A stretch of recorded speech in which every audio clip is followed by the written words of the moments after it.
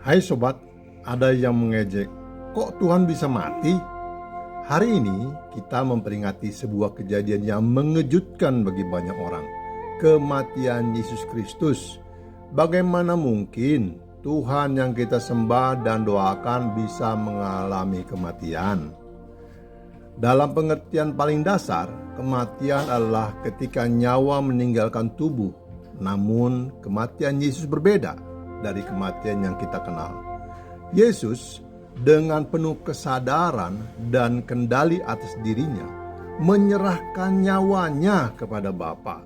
Seperti yang dicatat dalam Injil Yohanes 10 ayat 18, "Tidak ada yang mengambil nyawaku, tetapi aku sendiri yang memberikannya.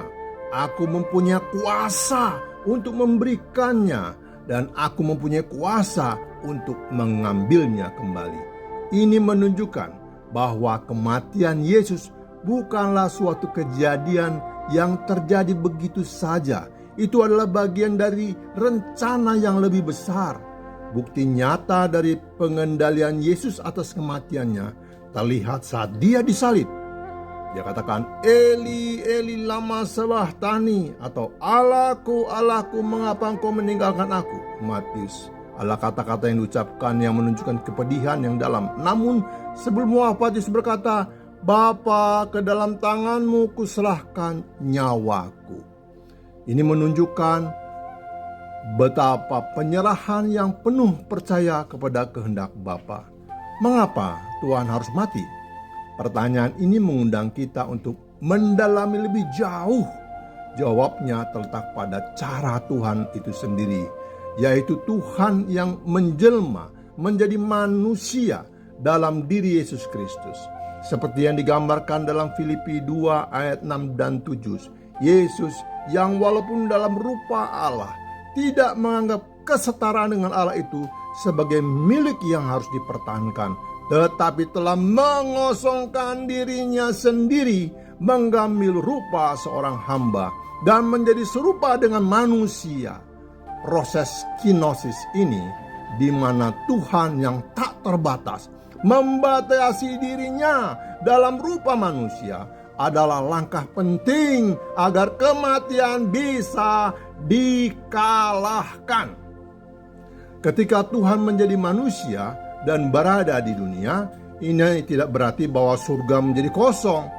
Yesus sering menyebut Tuhan yang ada di surga dengan panggilan Bapa. Ini adalah pengajaran yang mendalam tentang hubungan antara manusia dan Tuhan sekarang, mirip dengan seorang bapa terhadap anaknya. Yesus mengajarkan bahwa kita dapat memiliki hubungan yang intim dan pribadi dengan Allah, layaknya seorang anak yang berbicara dan berhubungan dengan bapanya.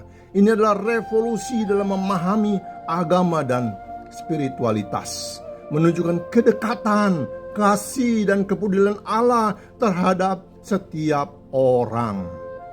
Bapak Ibu, kematian datang sebagai konsekuensi dari dosa. Tidak ada cara bagi manusia untuk mengalahkan kematian dari kekuatan mereka sendiri.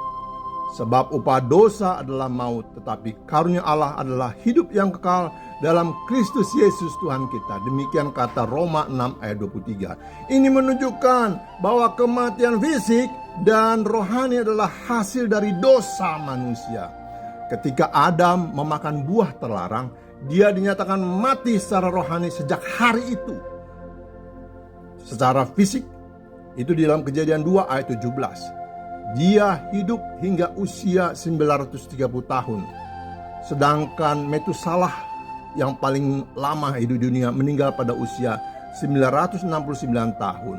Keduanya masih di bawah 1 hari di mata Tuhan, sebagaimana 1000 tahun di matamu adalah seperti 1 hari kemarin yang berlalu di Mazmur 90 ayat 4. Yesus pada hari Jumat mengalami kematian, namun 2 hari kemudian, yaitu hari Minggu, dia bangkit.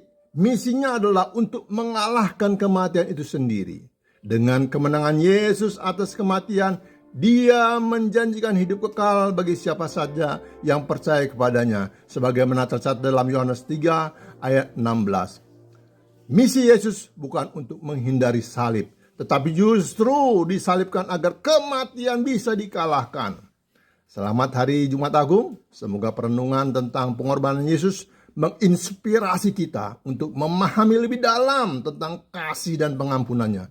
Semoga kita semua diingatkan tentang janji hidup kekal bagi mereka yang percaya dan dipanggil untuk hidup lebih dekat dengannya setiap hari. Mari kita renungkan pengorbanan Yesus dan bagaimana itu mengubah pandangan kita tentang kematian, kehidupan, dan harapan akan hidup yang kekal.